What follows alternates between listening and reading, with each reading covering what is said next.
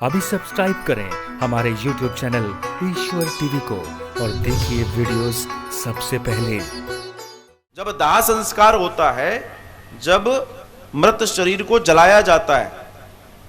तो आप लोगों ने देखा होगा कुछ देर तक शरीर जलता है, फिर वो बेटा जिसने चिताग्नि दी है, चिता में अग्नि दी है, उसके सर का मुंडन होता है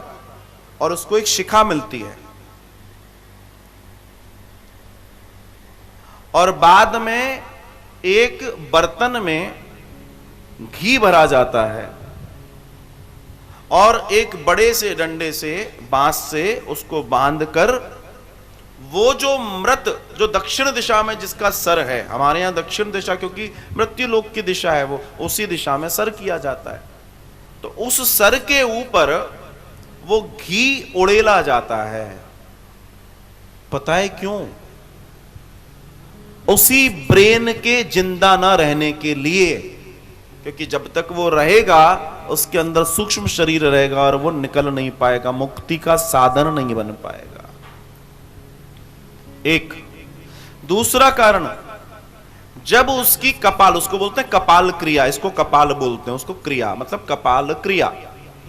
जब कपाल क्रिया होती है तो उसमें से जो केमिकल रिएक्शन होता है, उसमें से फिर जो चीजें बाहर निकलती हैं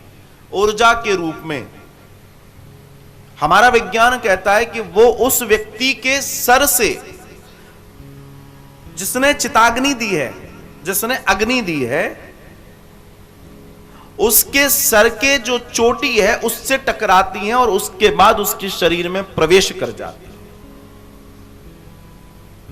नाउ ही इज द मुखिया ऑफ दैट पर्टिकुलर फैमिली, जिस व्यक्ति जो एक चला गया, अब ये मुखिया है, वो पूरे की पूरी वो जो ऊर्जा है उसके जीवन की, उसकी सोच, उसकी थॉट, उसके कर्म, जो उसने किया, वो उस चिता में अग्नि देने वाले के उस शिखा के द्वारा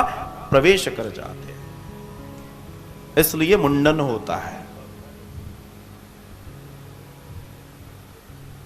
और फिर वो पुत्र अपने पिता का 13 दिन तक, चूंकि वो प्रेत रूप में, अभी आत्मा के रूप में 13 दिन तक कर्मकांड करता है और पूरी 13वीं, क्योंकि 13 दिन तक जीव घर में रहता है, वो जाता नहीं है। आप भले ही वो उठाला और वॉटेवर 3 या 4 दिन में, जो आजकल आप लोग अपनी सुविधा के अनुसार, शास्त्र के अनुसार साहब, आपकी सुविधा के अनुसार नहीं, बाद में फिर रोगे। तुमने अपनी सुविधा के लिए सब कर लिया, सुविधा मिली, तुम्हारे पास पंखे नहीं थे, तुमने पंखे खरीदे, हवा मिल जाए, उस हवा को जब तुम्हें समझ में नहीं आए, तुमने कहा ठंडी मिल जाए, तुमने कूलर खरीदे, तुम्हें वो कूलर समझ नहीं आया, तुमने एयर कंडीशन खरीदे, उस एयर कंडीशन ने तुम्हें अंदर से भी डैमेज कर दिया, बाहर से भी कर दिया, अब तुम कह रहे हो अब क्या खरीदें। इतने से सुख की तलाश में चले थे, इतना बड़ा तुम्हारे पास दुख है आज, और तुम खाली हो।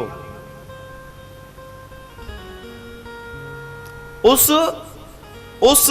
बेटे ने 13 दिन कर्म करना है और कर्म करने के बाद आपको प्रेत योनि से पितर योनि में कन्वर्ट करना है, और आपके पुण्य